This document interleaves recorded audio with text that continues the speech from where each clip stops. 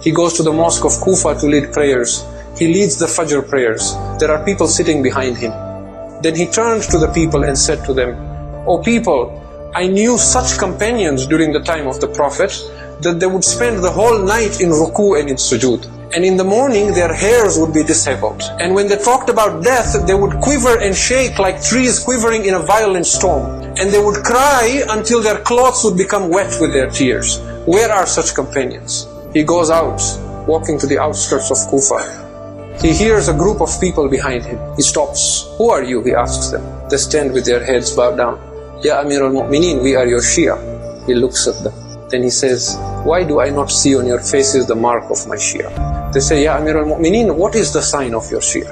He says, "My Shias, their faces are yellow because of staying up all night in ibadah. Their eyes look bleary because of crying. Their backs are hunched because of standing in prayer. Their stomachs are hollow because of excessive fasting. Their lips are dry because of excessive dhikr of Allah. There is the dust of humility on their face. These are my Shias." And again Ali would complain, "Where are my Shias? إِنَّهُ لَيْسَ ثَمَنٌ لِأَنفُسِكُمْ إِلَّا الْجَنَّةِ فَلَا تَبِعُوهَا إِلَّا بِهَا." Your souls do not have any value or price except Jannah. Do not sell it for anything except Jannah. We cannot become like that. But the basic underlying quality is that we should be children of the hereafter to be the Shia of Ali. When you have to choose between your career and akhirah, akhirah should take a preference. We should not settle down in this world as if we are to stay here forever, because that belies the truth of being a Shia. As Ali's life progresses, he becomes more lonely. Now Salman is gone, Ammar is gone, Abu Dharr is gone, Dhu Shahadatain is gone, Malik al-Ashtar is gone, Muhammad bin Abi Bakr is gone. And then finally, when he was left with these people who were opportunists, they were tribal leaders who wanted only political power and economic benefits, and they were staying with Ali but they would not follow his orders. And Abdullah ibn Abbas comes to him and says, "Ya Amir al-Mu'mineen, the people have gathered outside, they want you to address them." And he is stitching a sandal that is torn and he's patching it. He takes the sandal. He says, "Ya Ibn Abbas, how much is this sandal worth?" He said, "It is 1 dirham or even less." Ali says, "This khilafat of yours has less value in the eyes of Ali than this sandal." He says, "Oh people, you have betrayed me. My heart is full of pus and anguish because of you. Look at Muawiyah and his people. They are united on falsehood, but you are disunited on the truth. When I tell you to march in summer, you say it is too hot, wait for winter. When I tell you go fight Muawiyah in winter, you say it is too cold, wait for summer. How can I rely on you?" People complain of an oppressive leader. I have to complain of an oppressive people who call themselves my Shia. You are like clothes, which when stitched on one side, give away on the other. Absolutely unreliable.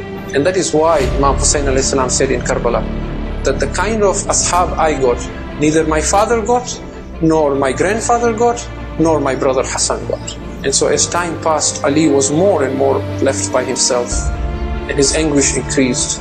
And when the year 40 came, and then the 19th of Ramadan came, for 3 days Ali lied in bed with the poison running through his body. وَجَاءَ النَّاسُ أَفْوَاجًا أَفْوَاجًا.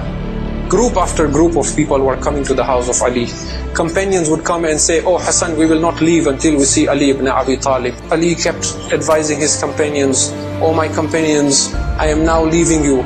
Until now I was your leader. Now I am a lesson for you. O people, beware of the house of God, do not abandon it.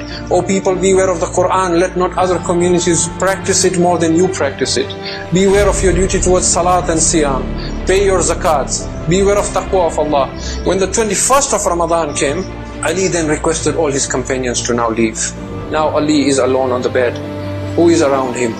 There is Hassan, Hussein, Abu al-Fadl al-Abbas, Zainab and Kulthum, al-Baneen. All the house of Banu Hashim are standing around him. He says to them, "Usikum bi taqwallah. I admonish you and remind you to be conscious of God and to be pious, and to fear Him and to live a life of piety.